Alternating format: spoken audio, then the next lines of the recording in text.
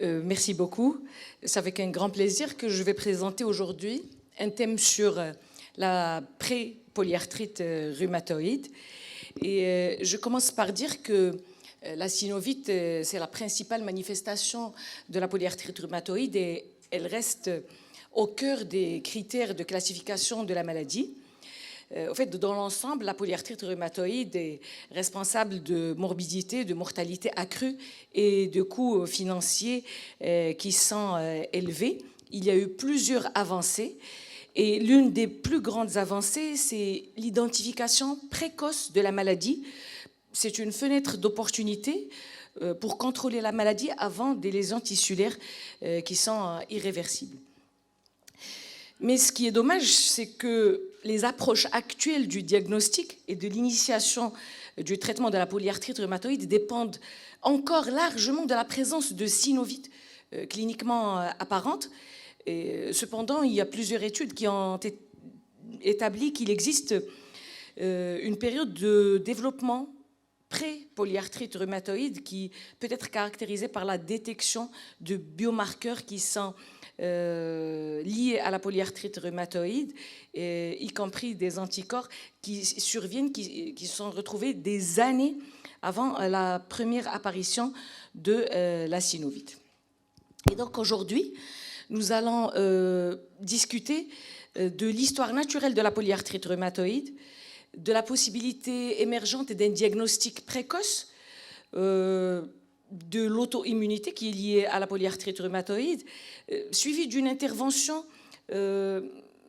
sur la prévention ou un retard à la première apparition de la synovite cliniquement apparente.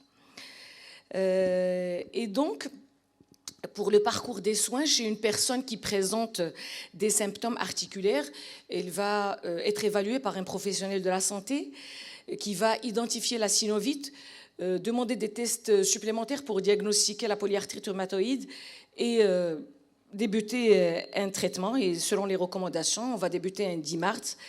On va équilibrer les préférences du patient, les comorbidités et bien sûr optimiser le contrôle de la maladie. Heureusement qu'on a des thérapies modernes qui ont amélioré l'activité de la maladie jusqu'à la rémission. Mais on a des patients, en fait on a des polyarthrites rhumatoïdes palindromiques. C'est vrai, c'est rare. C'est-à-dire un patient fait une synovite dans sa vie, une synovite qui est apparente, et qui entre en rémission spontanée sans médicaments. Mais la majorité des patients, une partie importante des individus, une fois la synovite est là, et la maladie, la polyarthrite est là pour toujours et nécessite un traitement par 10 mars à vie. Et même sous traitement, on remarque que ces patients ne sont pas en rémission complète. Donc, c'est une maladie éternelle qui va être responsable de lésions tissulaires importantes et irréversibles.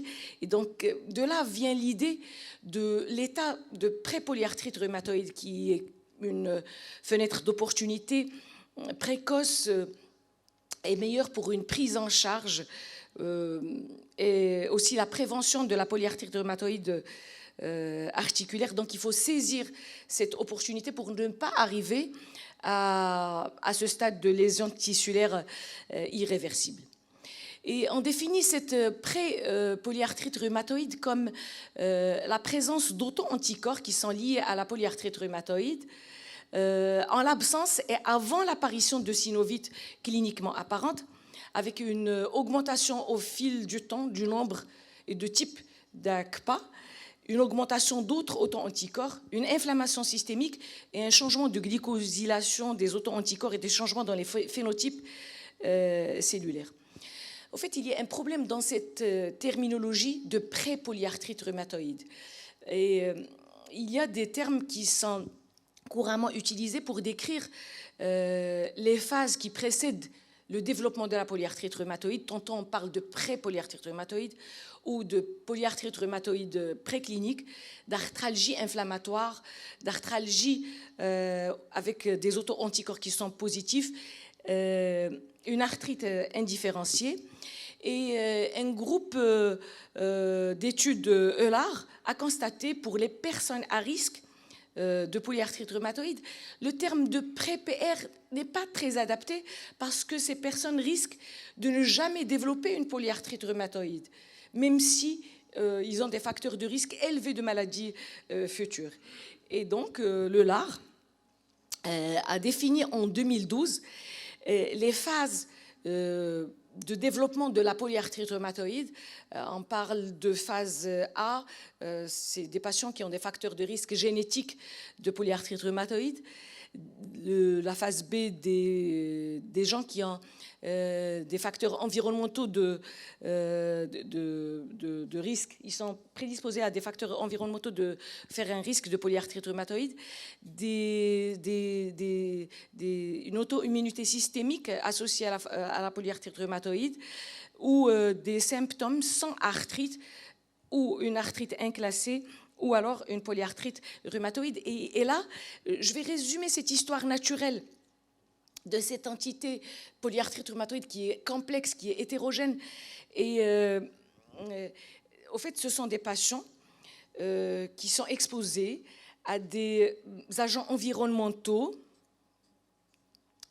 qui, sur un terrain génétique bien particulier, vont déclencher une réaction d'auto-immunité et développer des symptômes articulaires. Et donc, ce sont des individus à risque. Et donc, toute thérapie qui cible ces phases avant la polyarthrite rhumatoïde doit être considérée comme intéressante comme stratégie de prévention de la polyarthrite rhumatoïde. Et récemment, il y a eu une nomenclature internationale qui a été acceptée. C'est la CSA, le Clinical Suspect Arthralgia. Pourquoi ce concept, en fait, il est utile pour définir les différentes phases? C'est utile dans les recherches pour la comparabilité des données et aussi pour le développement des traitements préventifs. Alors, une fois cette définition clinique faite, elle doit être combinée à des biomarqueurs pour arriver à une spécificité qui est élevée. C'est quoi ces biomarqueurs? En premier, il y a les ACPA. Comme vous remarquez ici sur ce graphique, remarquez ici que les ACPA, les IgG-ACPA, ils divergent 17 ans avant la survenue de polyarthrite rhumatoïde par rapport au groupe contrôle en bleu. Les IgA-ACPA sont plus précoces que les IgG-ACPA sont plus précoces que les IgA-ACPA. Et remarquez que le facteur rhumatoïde, lui, il diverge certes 14 ans avant, mais ce sont les IgG, facteurs rhumatoïdes, qui sont plus précoces que les IgA, les IgG, facteurs rhumatoïdes. Donc, on remarque bien que les ACPA précèdent le facteur rhumatoïde et bien d'autres facteurs, bien d'autres anticorps, auto-anticorps. Et donc, en conclusion, les ACPA sont révélateurs des premières ruptures de tolérance et que le développement de plusieurs types d'auto-anticorps participe peut-être à la transition vers la maladie cliniquement apparente. Qu'en est-il du risque de progression vers l'arthrite clinique? Au fait, sur ce graphique, on remarque que la combinaison d'ACPA positive et facteur rhumatoïde positif est plus prédictive de progression d'une synovite clinique que des patients qui ont juste un facteur rhumatoïde positif alors que les ACPA qui sont négatifs. Intervient aussi sur le risque de progression vers l'arthrite le taux des ACPA et aussi bien le taux de facteurs rhumatoïdes. Quand on a un taux élevé d'ACPA et de facteurs rhumatoïdes, beaucoup moins les facteurs rhumatoïdes, c'est un risque de progression vers l'arthrite. Donc les messages clés pour cette auto-immunité, c'est que la présence d'auto-anticorps est un facteur de risque de développer une polyarthrite rhumatoïde.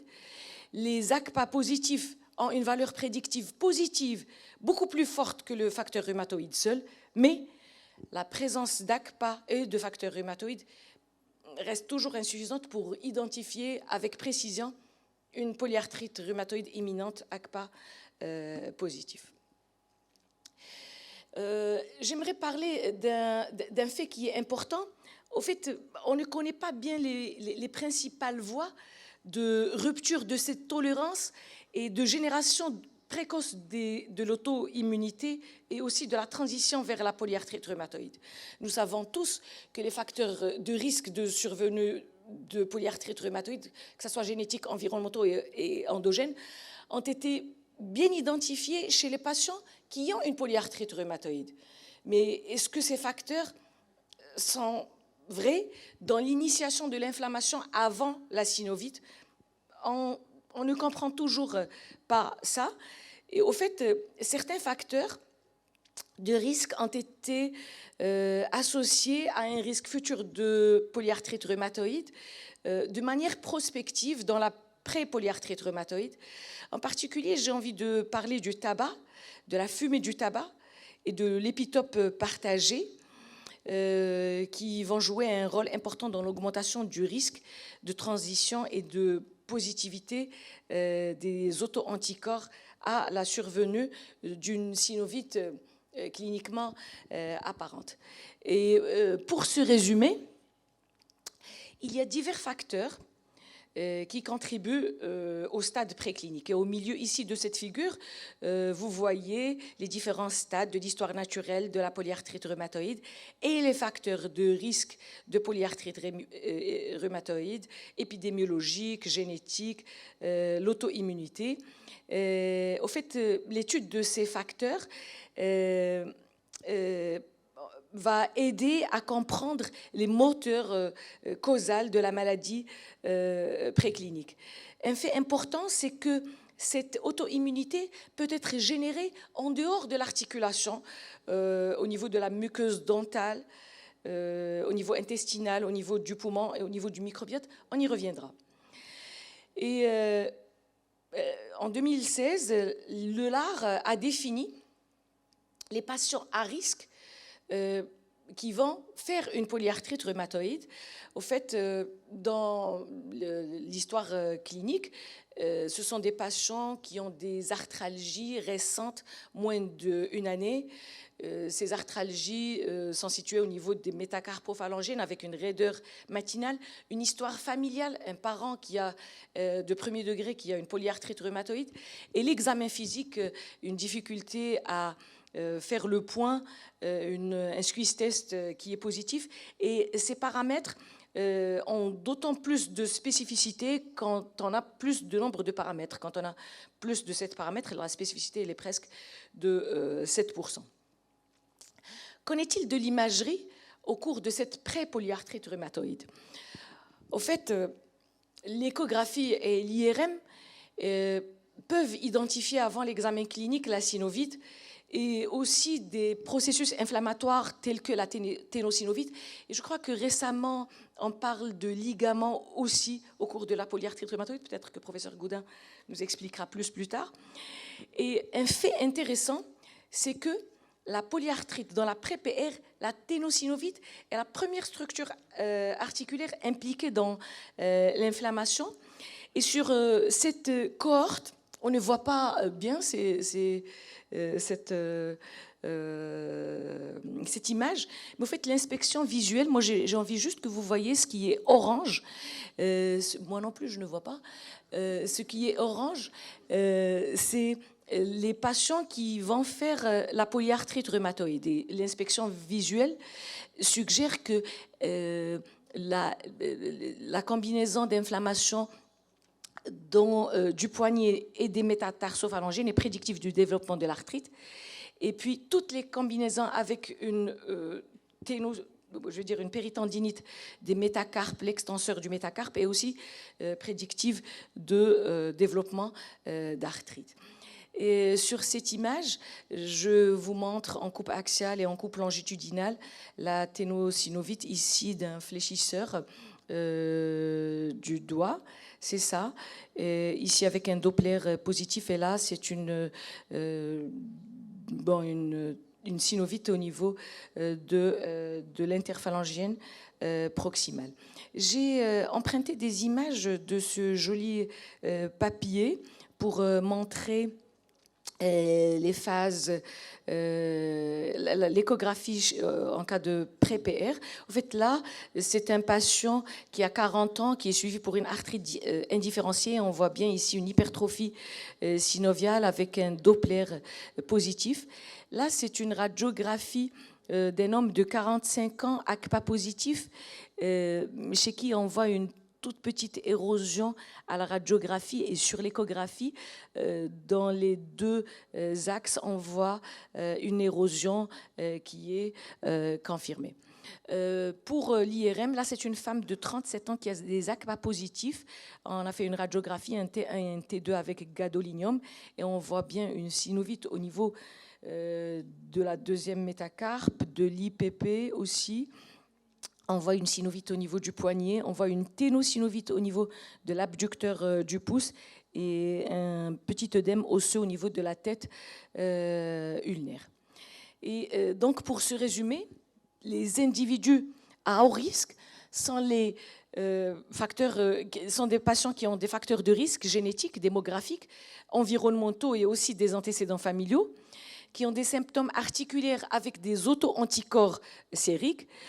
La combinaison aussi de facteurs rhumatoïdes et d'ACPA est un facteur à haut risque, le titre élevé d'ACPA, et bien sûr l'échographie ou l'IRM qui seront en faveur d'une synovite ou d'un œdème osseux.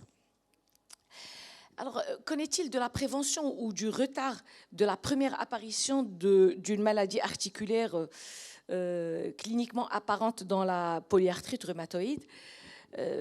Au fait, les médicaments sont déjà approuvés, plusieurs médicaments sont approuvés pour la polyarthrite rhumatoïde. Et pour la pré-polyarthrite rhumatoïde, au fait, on a des défis, on a des opportunités à atteindre pour la prévention. Il y a des études qui peuvent identifier de nouvelles voies biologiques à cibler pour la prévention. Et ces voies biologiques peuvent différer de celles présentes dans la synovite déjà établie. Et l'objectif de cette prévention, c'est d'arrêter complètement le développement de la synovite, de retarder au maximum l'apparition de la synovite, la disparition des auto-anticorps et aussi la prévention de du développement de nouveaux auto-anticorps. En fait, à ce jour, il n'y a que 3 essais cliniques qu'on voit ici, publiés, dans lesquels les personnes présentent une positivité des ACPA. Au départ, ils ont été randomisés pour une intervention immunologique dans le but de retarder ou de prévenir l'apparition future de la synovite. Comme vous voyez dans cette première étude publiée en 2010, ce sont des patients qui ont reçu, qui sont ACPA positifs sans manifestation articulaire et qui ont reçu de la dexaméthasone 100 mg 2 fois versus placebo. Et on voit que ces patients sous Dexa, ils ont quand même développé une arthrite apparemment cliniquement apparente, mais les patients sous Dexa, ils étaient associés à une diminution du taux des auto-anticorps. Pour le deuxième groupe publié en 2019, ces patients ont reçu du rituximab.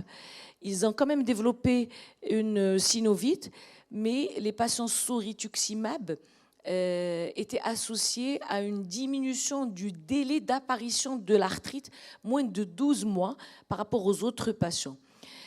Pour cette étude publiée en 2021, en fait, ce sont des patients qui ont reçu une statine et ils ont quand même développé une arthrite et il n'y avait pas de différence statistiquement significative par rapport au groupe placebo.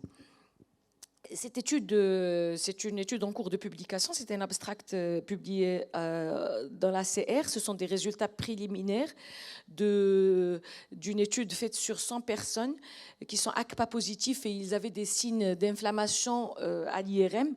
Il y avait le groupe abatacept en sous-cutané et le groupe placebo. La randomisation était en aveugle et il a été démontré que l'abatacept réduit significativement l'inflammation à l'IRM ainsi que la progression vers la synovite. D'autres études sont en cours. Il y a une étude, ils ont utilisé l'hydroxychloroquine versus placebo avec un suivi sur 2 ans pour évaluer si le traitement va entraîner une forme moins agressive de synovite. Cette autre étude qui est en cours, c'est un essai clinique.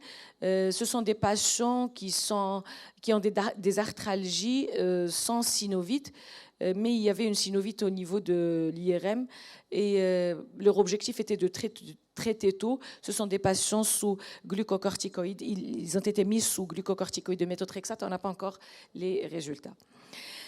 Alors, à côté de tout ce qui est pharmacologique, il y a des interventions préventives non pharmacologiques qui n'ont pas montré une grande efficacité au cours de la polyarthrite rhumatoïde, mais qui sont peut-être efficaces pour les patients pré-polyarthrite rhumatoïde, à savoir l'arrêt du tabac, l'activité physique, la perte du poids, le régime méditerranéen, comme a bien expliqué Madame le professeur Hajjaj Hassouni, et puis le rappel important sur l'éducation sur la polyarthrite rhumatoïde.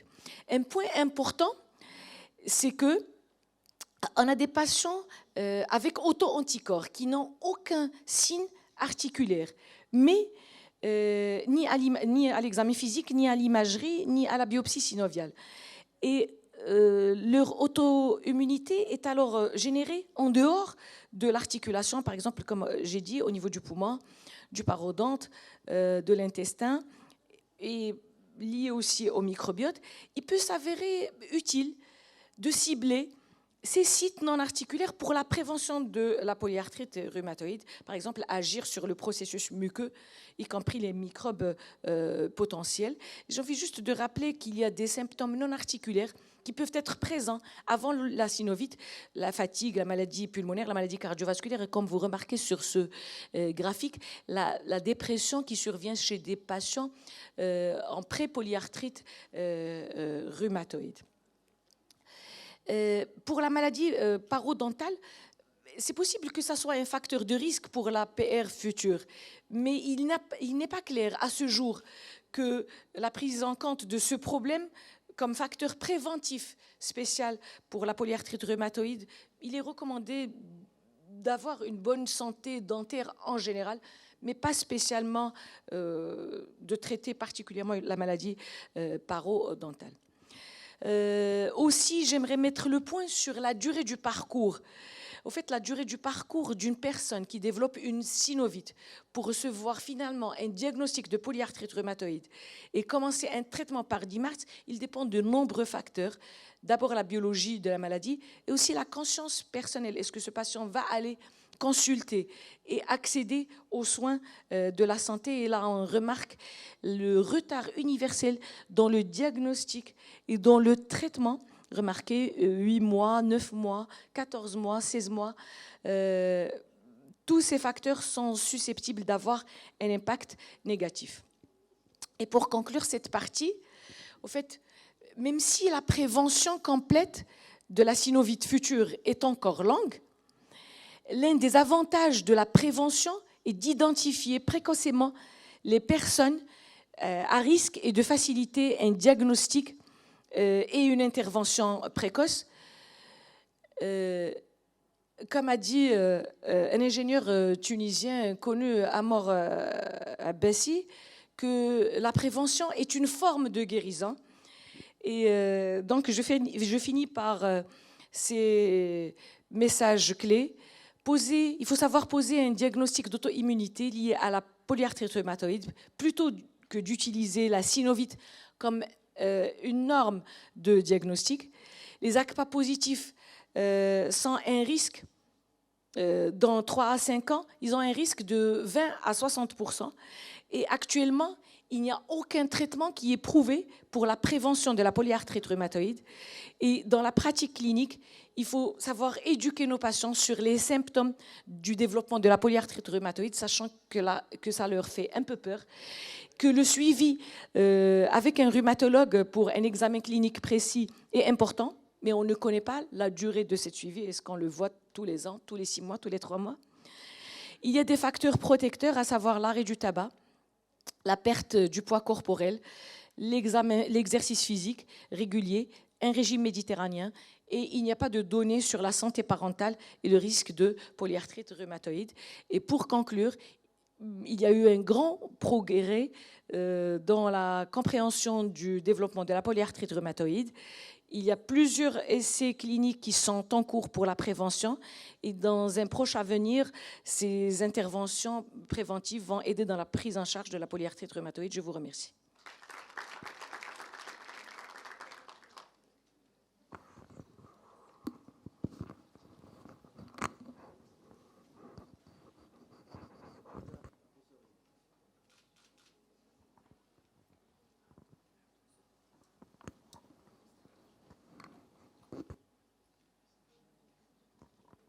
Merci.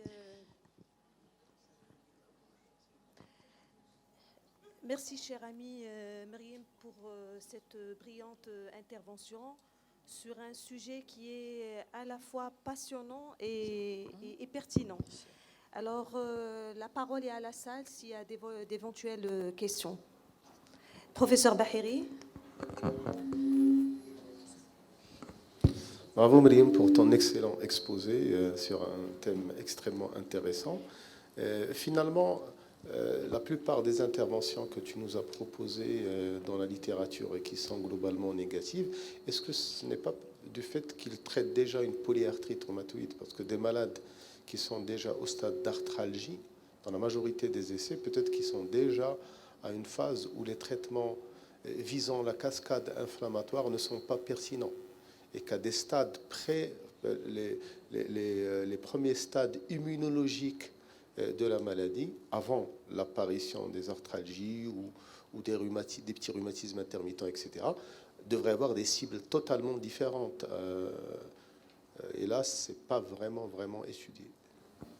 Justement, généralement, quand on reçoit des patients, ce sont des patients qui ont déjà des symptômes articulaires, arthralgie, certes sans synovite, et après on découvre qu'ils sont ACPA positifs.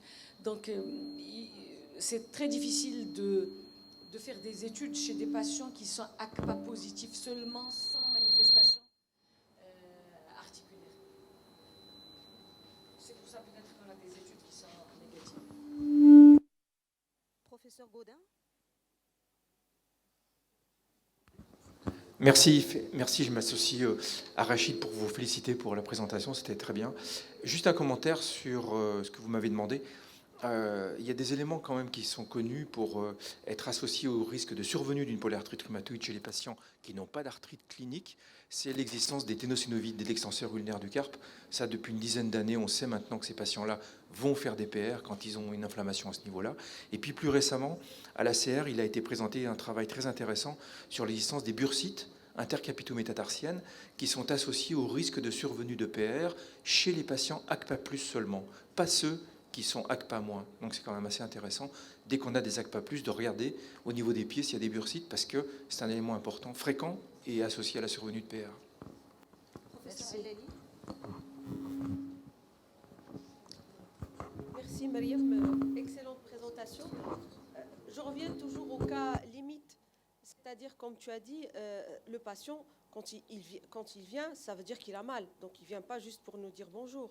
Donc il a des polyarthralgies, surtout si tu trouves un ACPA fortement positif. Et si on fait une IRM ou une écho, on trouve des synovites. Est-ce qu'on parle toujours de pré-PR? Là, on est dans la PR. Donc même si cliniquement il n'y a pas de synovite, c'est une polyarthrite rhumatoïde. Est-ce que là, on rentre directement dans le cadre... Est-ce qu'on peut se permettre justement l'escalade thérapeutique en commençant par le métaux et en augmentant et en allant aux biothérapies dans ces cas-là, sans arthrite clinique?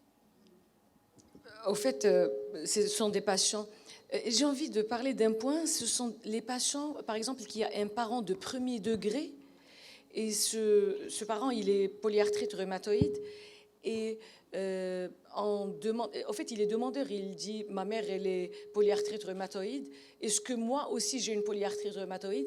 Il n'a pas d'arthralgie, il n'a pas de synovite, et on fait un bilan immunologique, et ce bilan immunologique est positif. Il a des ACPA qui sont fortement positifs.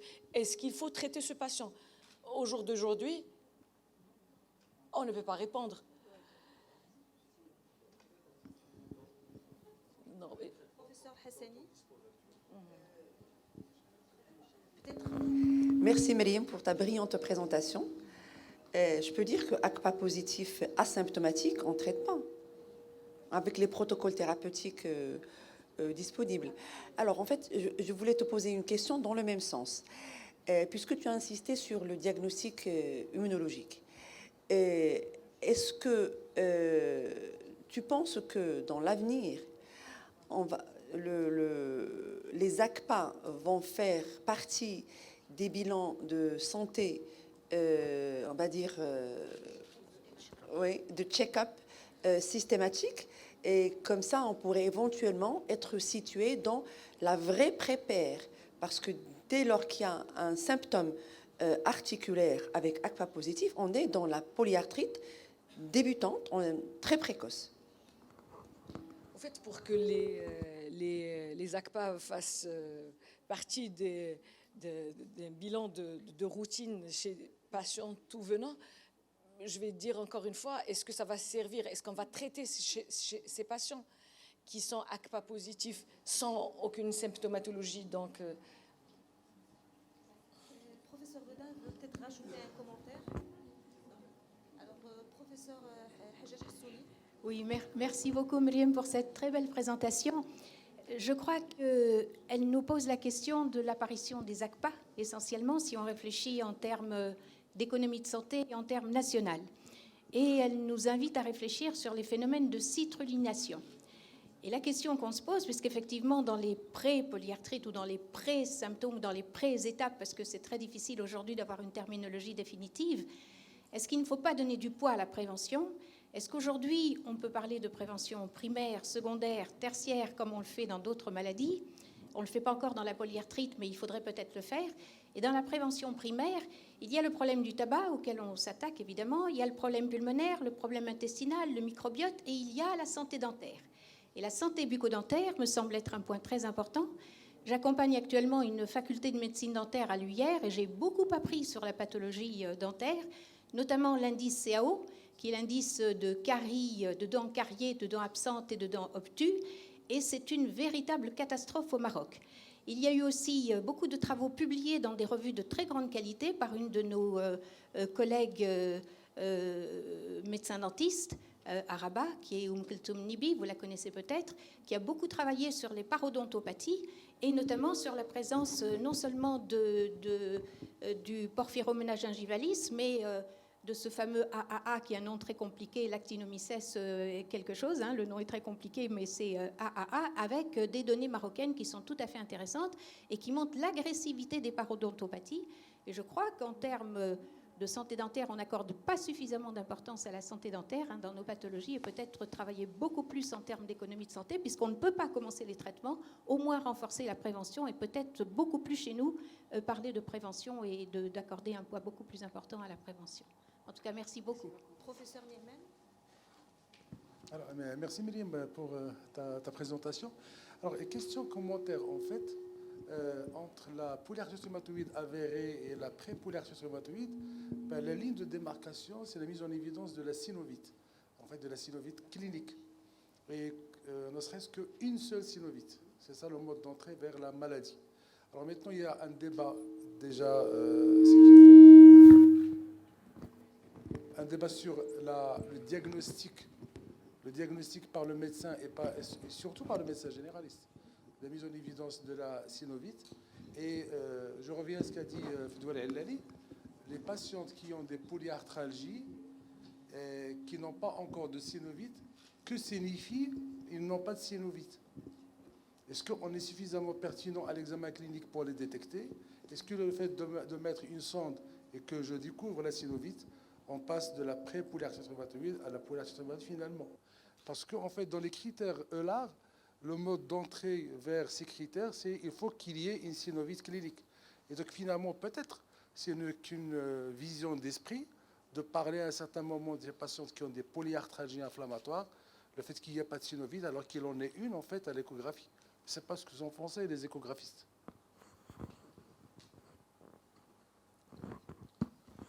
À mon avis, le vrai challenge est un challenge de trouver la réelle fenêtre d'opportunité. À partir du moment où quelqu'un a des arthralgies ACPA+, qui traînent depuis 4-5 ans, et qu'il est prouvé que le mettre sous métaux ne sert à rien actuellement, le mettre dans les premiers mois de la synovite clinique ou le mettre 5 ans plus tard, finalement, aujourd'hui, ce n'est pas réellement démontré que le mettre 5 ans avant sert à quelque chose. Donc, finalement, les patients arthralgie ACPA+, on n'a pas trop tendance à les traiter actuellement parce qu'il n'est pas démontré que les traiter à la fenêtre d'opportunité ou à cette phase, il y a une différence entre les deux. Donc finalement, les exposer au MAPTERA ou aux métaux pendant 4 ans ou 5 ans ne rime pas à grand-chose dans l'état actuel des connaissances. Moi, je pense que quand tu as des synovites échographiques ou à l'IRM, c'est plus une pré-paire. C'est une paire ultra précoce. Donc le stade, ces gens-là qui ont des arthralgies, qui ont des facteurs de risque, qui ont même des ACPA positifs, on devrait les voir très souvent avec des moyens d'imagerie, certes les examiner, mais des moyens d'imagerie simples comme l'échographie. On trouve une synovite et ils basculent dans le côté paire à traiter vite et fort, quoi.